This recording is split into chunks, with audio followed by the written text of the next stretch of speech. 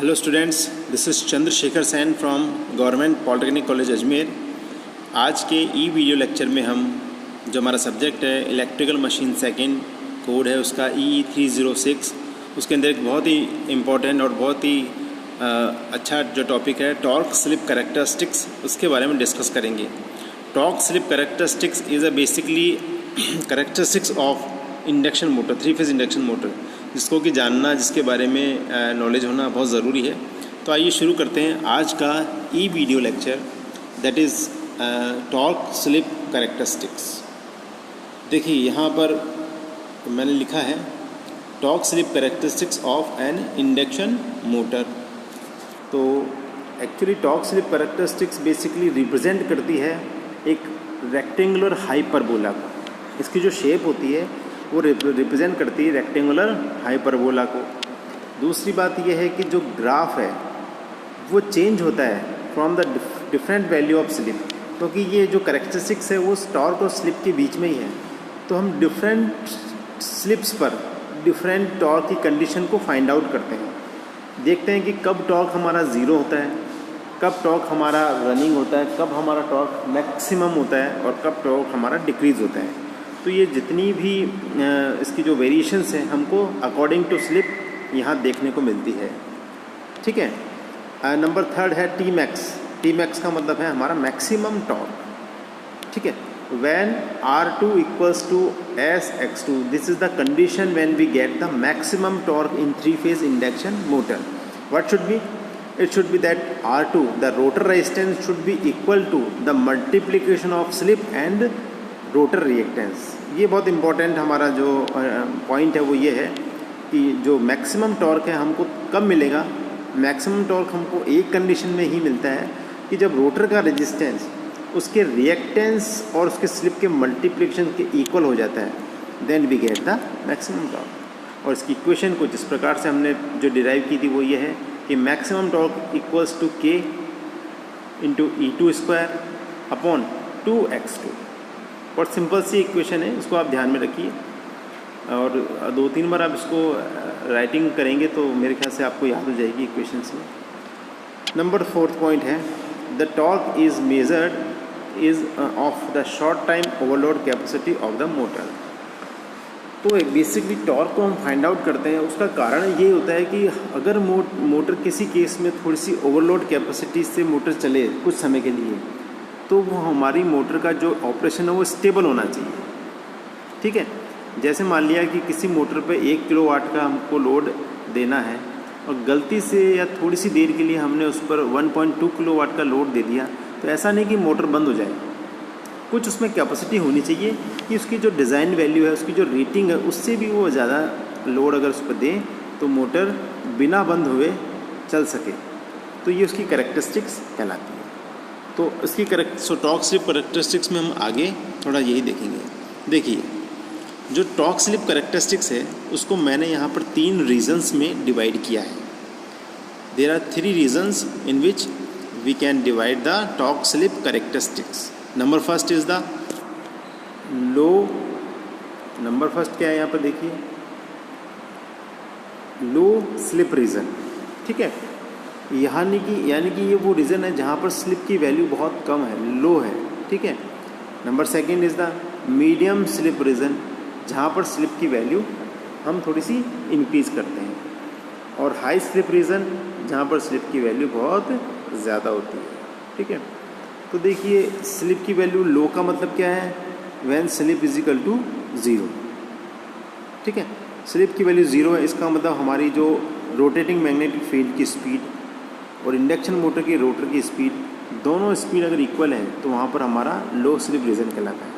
लेकिन जैसे मोटर चलना स्टार्ट होती है ना, ठीक है, सॉरी, जैसे मोटर निम्न लोड पर चलती है तो वह मीडियम होता है। और हाई स्लिप जब मोटर हमारी रुकी हुई है, ठीक है, मोटर हमारी स्टैंड स्टिल कंडीशन में है, यानी हमने सप्लाई दी है, मोटर में अभी तक टॉर्क डेवलप नहीं हुआ है, तो वहाँ पर S इक्वल टू 1 होता है, उसको हम बोलते हैं हाई स्लिप रीजन। और वैसे स्लिप के 2 तक भी चलता है, उसको मैंने आपको एक लेक्चर में बता रखा है पहले, अभी हम बात करते हैं यहाँ पर। And we know that the torque equation that is K S R2 E2 का square upon R2 square plus SX2 का होल स्क्वायर। यहाँ पर जो हमने पैरामीटर्स लिए हैं, K इज़ अ कांस्टेंट है, इसकी वैल्यू कांस्टेंट है, S is a slip, R2 rotor का रेजिस्टेंस है पर फेज़ में, X2 रोटर का रिएक्टेंस है पर फेज़ में, और E2 रोटर में इंड्यूस EMF है। तो ये पैरामीटर है। तो ये इक्वेशन हमने पहले भी डिराइव की है, आप इसको देखिए, बिल्कुल सिंपल सी इक्वेशन है।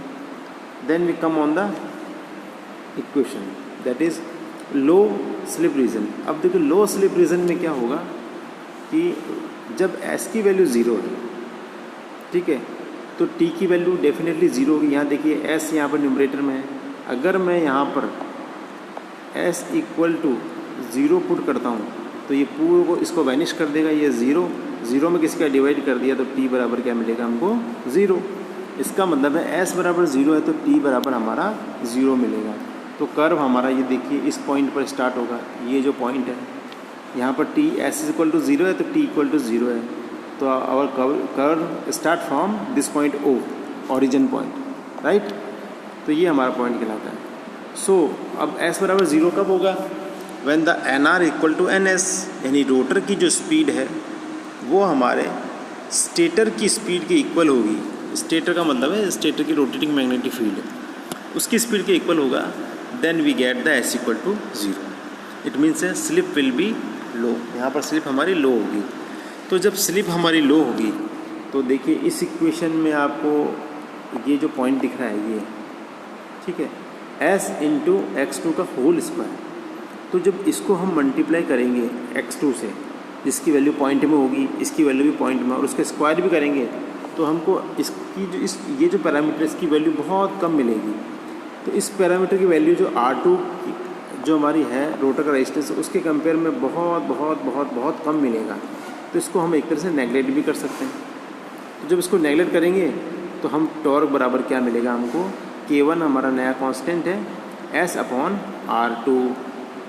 तो यहाँ आप सीधा सीधा देखिए कि जो टॉर्क है, अगर R2 को हम कांस्टेंट मान लें, क्योंकि एक बार हमारा रोटर डिज़ाइन हो जाता है तो उसके बाद रेजिस्टेंस की वैल्यू हम इंक्रीज़ नहीं कर सकते। In case of squirrel cage rotor, slip ring rotor के अंदर हम भले ही उसमें एक्स्ट्रा रेजिस्टेंस ऐड कर सकते हैं, लेकिन स्क्वायरल केज में there are no any method that we can increase the resistance, right.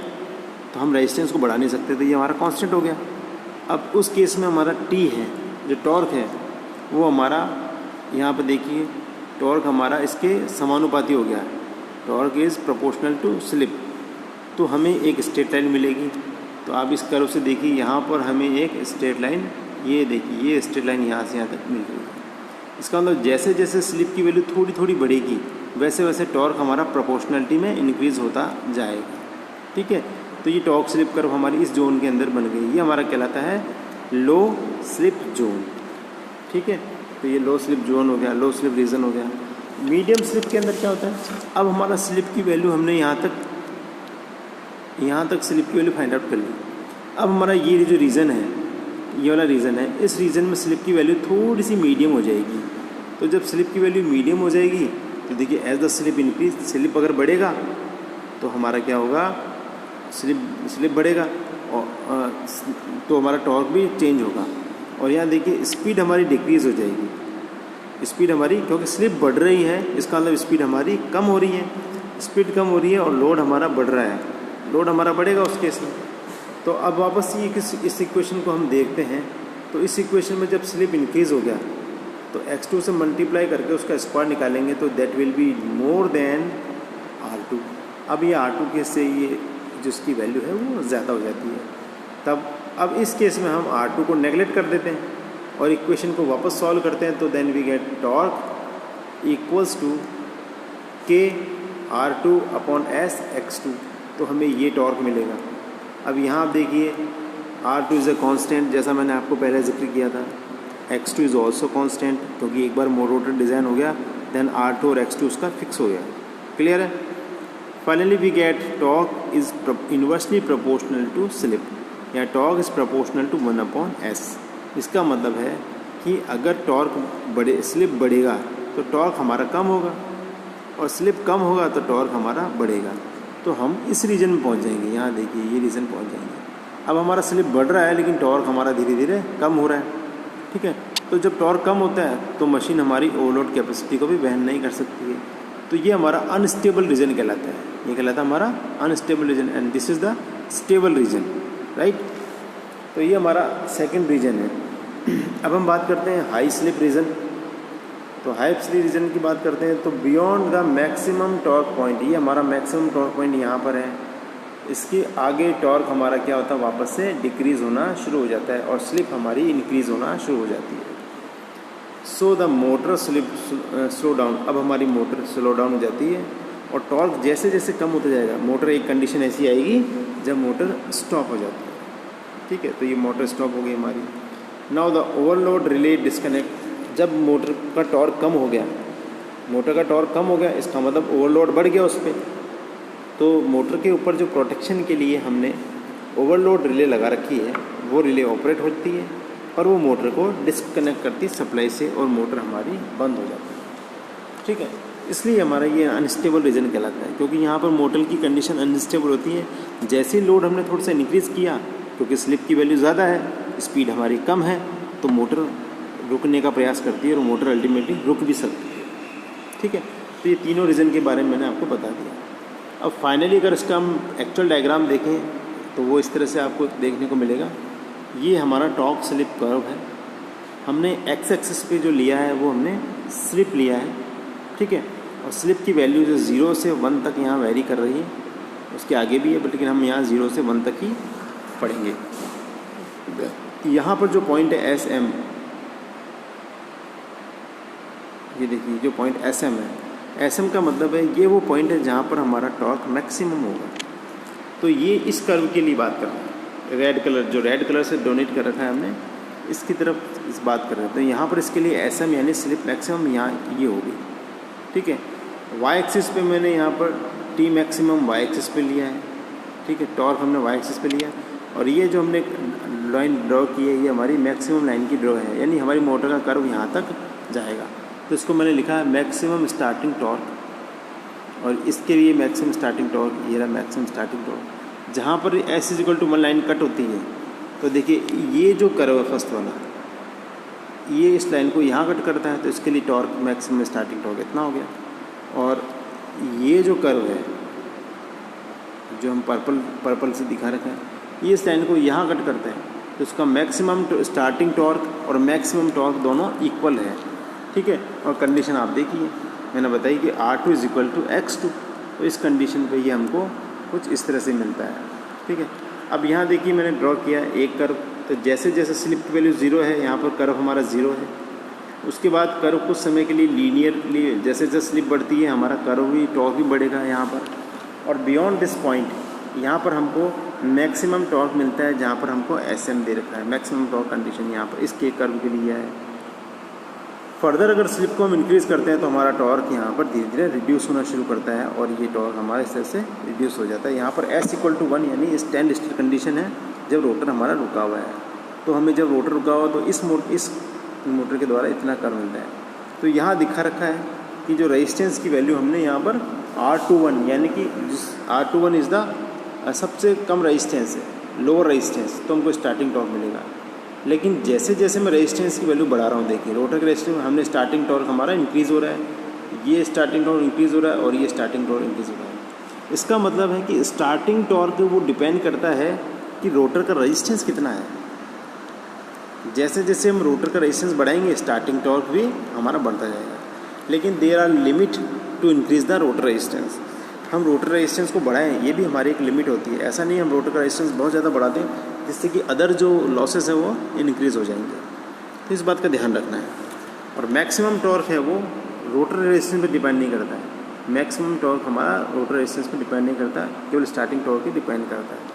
तो रेजिस्टेंस मैंने इंक्रीज़ किया तो मेरा टॉर्क ये वाला मिला, रेजिस्टेंस को मैंने फर्दर इंक्रीज़ किया तो मुझे टॉर्क ये वाला मिला, रेजिस्टेंस को मैंने फिर इंक्रीज़ किया तो मुझे टॉर्क हमारा ये मिला। तो इस तरह से मैं रेजिस्टेंस इंक्रीज़ करूँगा तो टॉर्क मेरा, टॉर्क की जो पोजीशन है मैक्सिमम कंडीशन वो भी चेंज होगी, जैसे इसकी यहाँ है, इसकी यहाँ है, इसकी यहाँ है, और स्टार्टिंग टॉर्क भी हमारा चेंज होगा। तो इसीलिए हम ऐसा रोटर लेते हैं जिसका रेजिस्टेंस स्टार्टिंग में ज़्यादा, उसके बाद कम हो जाए। तो इसके लिए हम डबल केज स्क्वायरल जो रोटर होता है वो काम में लेते हैं, जिसके बारे में हम अगले लेक्चर में, नेक्स्ट लेक्चर में पढ़ेंगे।